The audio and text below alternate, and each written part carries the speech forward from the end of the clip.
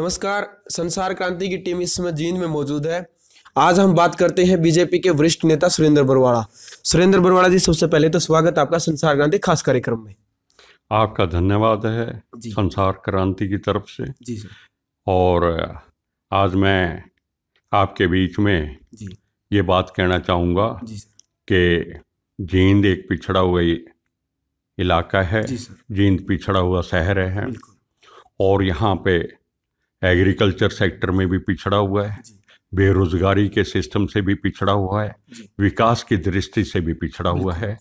इस वास्ते इन तीनों बातों को लेकर इसको आगे ले जाने का काम प्रदेश की और केंद्र की सरकार कर रही है। बिल्कुल। क्योंकि केंद्र की सरकार, मोदी जी और हमारे प्रदेश के मुख्यमंत्री जी, सबका साथ सबका विकास को लेकर बिल्कुल।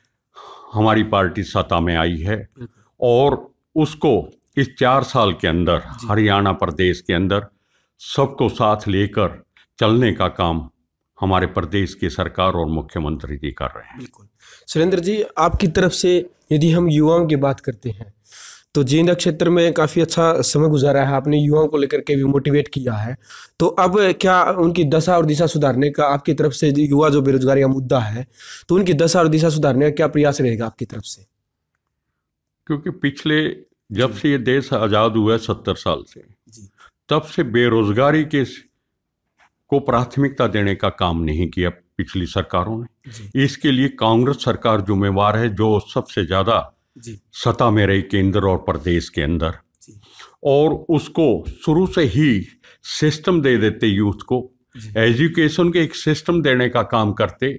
आज हमारे देश के अंदर एजुकेशन सिस्टम इतनी ऊंचाई पे जाना चाहिए था कि हर आदमी, परिवार, हर आदमी एजुकेट होता और हर बात को समझने का काम करते।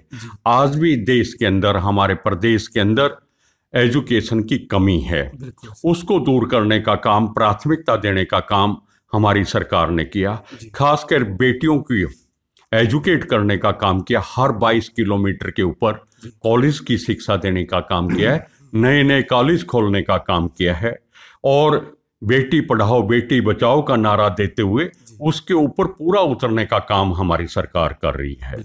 और बेरोजगारी की ओर एजुकेट करते हुए हम नए नए और जॉब ओरिएंटेड कोर्स खोलने का काम कर रहे हैं, जिससे कि हर आदमी को रोजगार मिल सके, स्किल लेबर को भी रोजगार मिल सके और मेरिट पे नौकरियां मिल सके, जिससे कि योग्य बच्चे ही सरकारी नौकरियों में आए और उससे उनका अपने आप को गौरव महसूस करें कि प्रदेश के अंदर जो पीछे से जो प्रथा चली आ रही थी पिछली सरकारों के अंदर, भाई भतीजावाद से नौकरियां देने की और पैसे से नौकरियां लगाने की, उस सिस्टम का खत्म करने का काम हमारे मुख्यमंत्री जी ने किया, मेरिट पे देने का काम किया।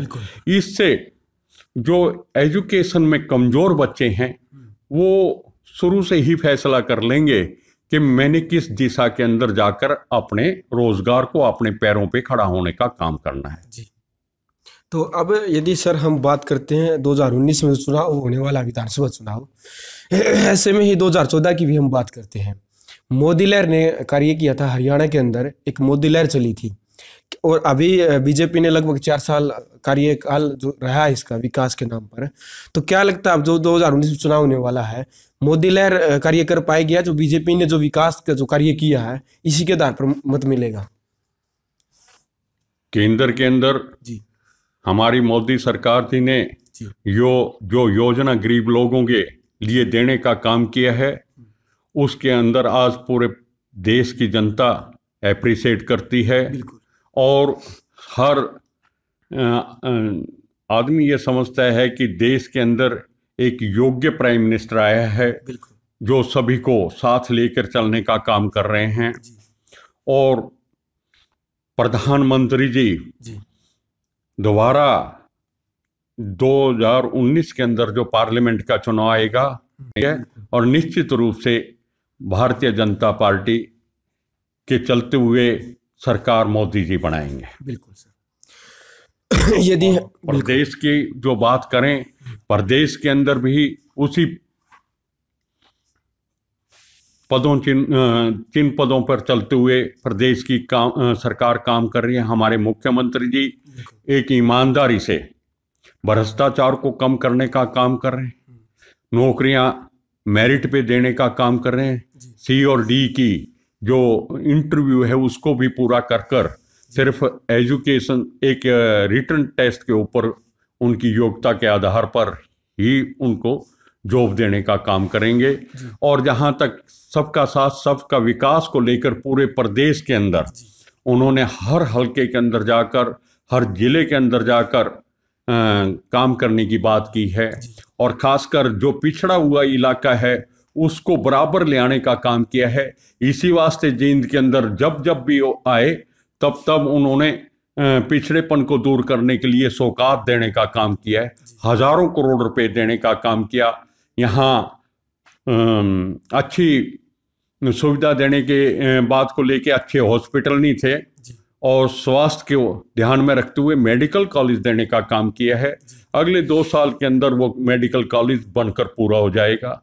7 नेशनल हाईवे जींद को जोड़ने का काम किया है, जिस पे पिछले दिनों ही मुख्यमंत्री जी ने 21 तारीख को 3 नेशनल हाईवे पे काम शुरू करने का शुरू किया उन्होंने। और इसके साथ साथ ग्रामीण अंचल में भी 35-36 गांव से गांव जोड़ने की सड़कें बनाने का काम किया है। विकास कार्यों को लेकर यहाँ पे बरसाती पानी जो है बारिशों के अंदर शहर के अंदर चलने की व्यवस्था नहीं थी, सड़कों पे पानी आ जाता था। 19 किलोमीटर 19 करोड़ रुपया खर्च कर कर बरसाती पानी को निकासी के लिए खर्च करने का काम कर रहे हैं।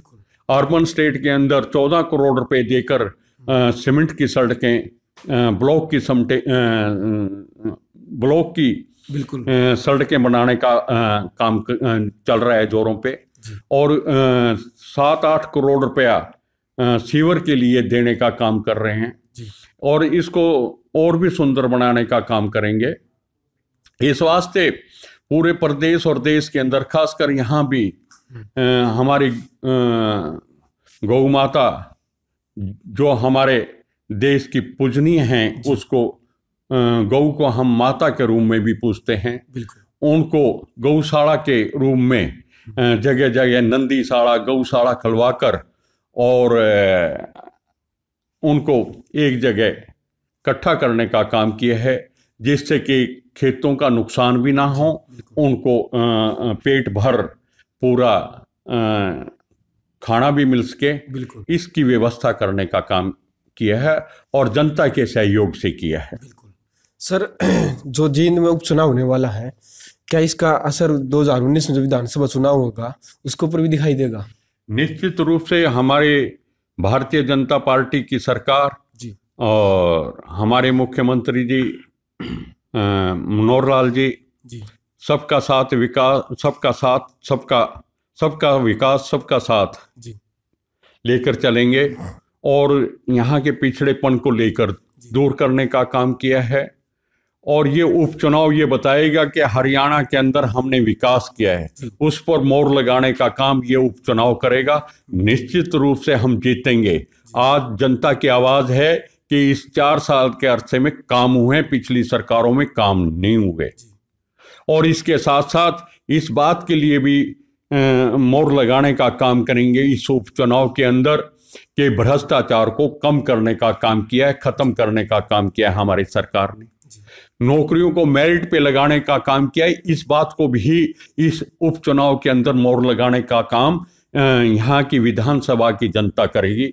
इन सारी बातों को लेकर हम चुनाव मैदान में जाएंगे। निश्चित रूप से हमें भरोसा है कि जनता हमारा साथ देगी। ये उपचुनाव हमारी पार्टी अवश्य जीतेगी और इसका दूरगामी 2019 के चुनाव के अंदर पूरा असर जाएगा। और अगला चुनाव, जब ये चुनाव जीतेंगे, पूरे प्रदेश के अंदर इस बात की लहर जाएगी कि इसी को मनोहर लाल जी की सरकार दोबारा चुनकर भेजें, पार्टी की सरकार को बनाने का काम करें। सर, क्या संदेश देना चाहेंगे आप जींद जो विधानसभा क्षेत्र है, यहाँ के मतदाताओं को संसार क्रांति चैनल के माध्यम से क्या संदेश देना चाहेंगे सर?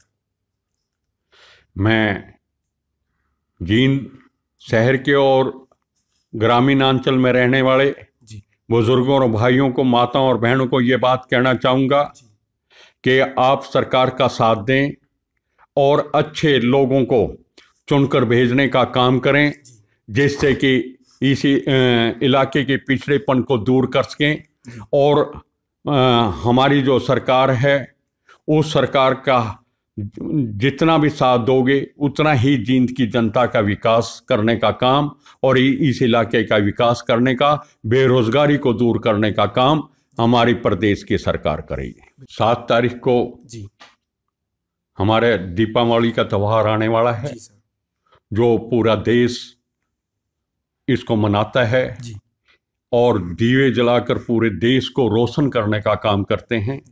हम अपने जीवन के अंदर भी रोशन करने का काम करें।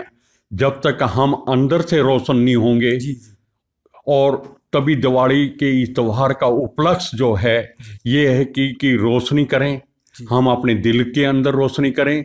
युवा को मैं नसीहत देना चाहूँगा कि वो नशे से दूर रहें हैं, इस बात को लेकर कि युवा पीढ़ी राष्ट्र का निर्माण करती है और राष्ट्र का निर्माण करने वाली युवा पीढ़ी नशे से दूर रहे।